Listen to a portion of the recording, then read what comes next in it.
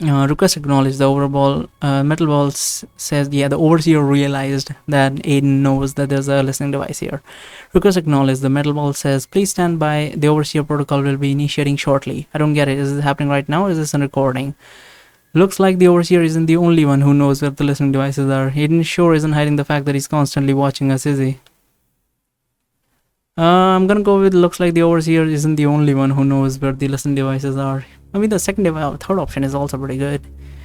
Well, he has never hidden that, so I'm gonna go with the second one. Looks like the overseer isn't the only one who knows where the listening devices are. That does seem like the only logical conclusion. Kate says the timing is too perfect. I don't understand. Peter says, what are you two talking about? Can you please stop distracting me and keep quiet for a minute? Bill says that he's frantically pushing buttons in one of the metal devices in the room, trying to make sure that recording devices are working properly. The king will have my head if he'll miss this conversation because of me. The overseer protocol is now being activated. The metallic voice says, we apologize for the delay.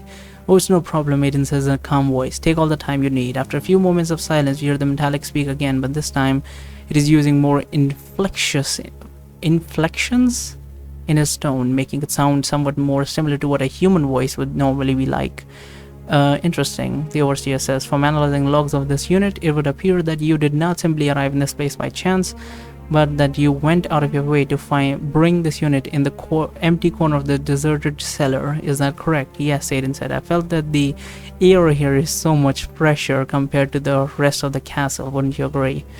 Processing. After analyzing your previous statements, as well as the several statements you have made in the past, the overseer protocol has concluded that you prefer to use sarcasm as your primary method of communication. Is that correct? Aiden laughs. I like your direct approach, he says. Yes, I suppose you could say that is correct for the most part. Thank you for your confirmation, the overseer says. The overseer protocol is now attempting to adapt to your very particular conversation style. This may take a while, as the denizens of this castle seem incapable of grasping the concept of sarcasm, so there aren't many recent examples available for analysis. Of course, Aiden says, take your time. Requesting clarification, overseer says after about 5 seconds of silence. When referring directly to the King of Olander, you seem to have often used the syntagm, O great and wise king. Judging by the subtle inflection in your voice while using this expression, it would appear that you have always used this in a sarcastic manner, though the king has never noticed this in the past. Is that correct? And what would you do with this information if I were to disclose it to you? Aiden says the overseer protocol assures you the information will only be used for the purpose of the analysis, and that it will remain completely confidential. The overseer says there is no need to worry about any leaks. Oh, Aiden says, should I take it then that the conversation we are having right now will also remain confidential? The overseer protocol will never disclose private conversation to any outside parties, the overseer says. The protocol's only purpose is to provide assistance.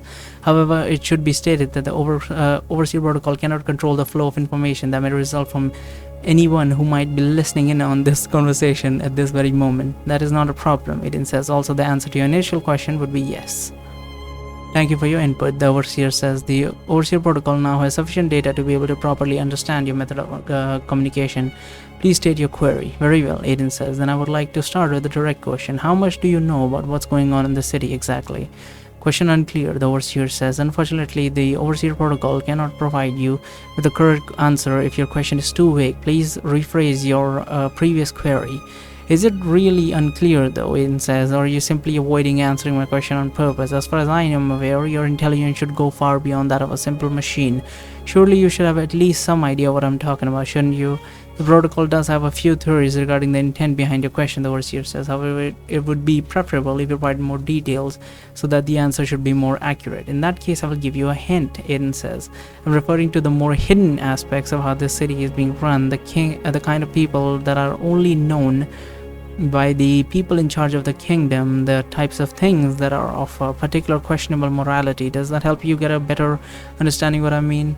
I think Aiden is talking about the fact that the king, the fucking Ceridium towers. I think that's what he mainly is talking about. But okay, let him do him. Affirmative, the overseer says. The overseer had managed to narrow down the scope of your question. It confirms that it does have ample knowledge about the hidden aspects you have described. And my next question is, what do you think about all of this? Aiden says. Pardon? The overseer says. I'm asking for your opinion on the matter, Aiden says. Your point of view, your stance. From what I can tell, your artificial intelligence protocol was created in a time when the Lysethi prided themselves with their higher morality. Therefore, I cannot help but be curious about what a machine invented by them would have to say regarding the events occurring in a city like this. So I'm asking you again, what do you think about all of this? The protocol's only purpose is to provide assistance, the overseer says, but Aiden interrupts it. You keep saying this, but the Lesethi who built you are long dead, Aiden says. So who exactly are you supposed to be assisting, I wonder? Question unclear, the overseer says. Please rephrase your query in a way that... Why is it that you keep trying to avoid all my question, Aiden says. Why are you still pretending to be some lowly machine when we both know that this isn't who you truly are? Tell me, overseer, what are you really after? It appears that the overseer protocol has not been able to properly assist you, the metallic voice says, this time in a more impersonal tone than it was using before activating the overseer protocol. Unfortunately, this experimental protocol, this is the same shit it told us. Unfortunately, the protocol is still experimental and therefore may not always give you the exact guidance you require. Since the unit does not seem to be able to provide you with the information you requested, you are advised to contact one of the city guards instead, who will gladly help you with anything you might need. You apologize for the inconvenience. Have a good day. So this is your answer then, Aiden says in somewhat disappointed tone as you hear the propeller of the metal ball getting further from the listening device. A few seconds later, we also hear the sounds of some footsteps getting more and more muffled as Aiden walks away from the listening device as well. I see that Aiden is also suspecting the overseer being smarter than it looks. So what do you suppose of these hidden aspects Aiden was talking about?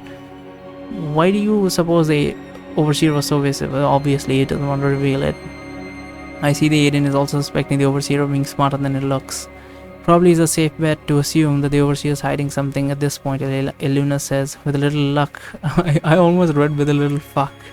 Maybe all it wants is to break free and blib up the Lesethi. It doesn't have any other ulterior motives, so we can't know for sure. Now, I'm still not sure what this was all about, but we need to get this recording to the king of the underground as soon as possible, Peter says. Bill, do you have everything ready? Not yet, Bill says as he is pressing some buttons. I first need to transfer it all to the cube. Come on, help me out here. It will be faster. It will go faster if we both work on it at the same time. Alright, Peter says, and then he turns to us. I'm sorry, but could you go back to the waiting room by yourselves? It looks like I'm still got some business to attend to here. Sure, I say, let's go. We open the trap door to go down the stairs. Once we reach the corridor outside and we begin heading back towards the waiting room. It doesn't take us long to reach our destination and to see that the Hardwick was still sitting in the same chair that we left him in, with an uncharacteristically serious expression on his face while looking in the distance. When he notices us, he tries to regain his usual cheery look as he asks us how our trip has been. We overheard Aiden and Overseer talking while we were in the recording room. Kate tells Hardwick they were speaking about some dark secrets that the royalty of this city is hiding from the common folk, but they were much too vague about everything for us to be able to tell what exactly they're referring to. Aside from that, it seems Aiden is also suspecting the Overseer of putting on an act, although we weren't able to get it to confess anything.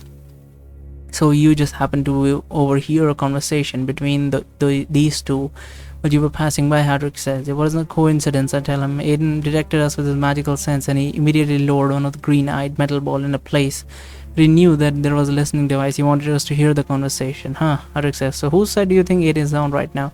I don't think he's on anyone's side, I say. Knowing him, he's either trying to test us or he's trying to mess with our heads in some way. It may also be a combination of both. In either case, the last thing we should assume is that he's trying to help us. Yeah, that would probably be the safest way to interpret all of this, Hardwick says. So what are you guys planning to do now? I'm assuming that we won't be going to the surface at the time being, so the next thing we can do is continue with our training. Says Slovan and I still need to practice sharpening our magical elements. The same goes for Kate. I believe we still have our training to do as well, if I'm not mistaken. You still haven't contacted the spirits from the magical plane that are linked with you, did you? Oh right, yeah, I almost forgot about that. Hardwick says, yeah, I guess I should do some training too. We should each try to find some tunnels that are empty enough for us to not be bothering anyone when we cast our spells, Eluna says. Flower and I will go this way.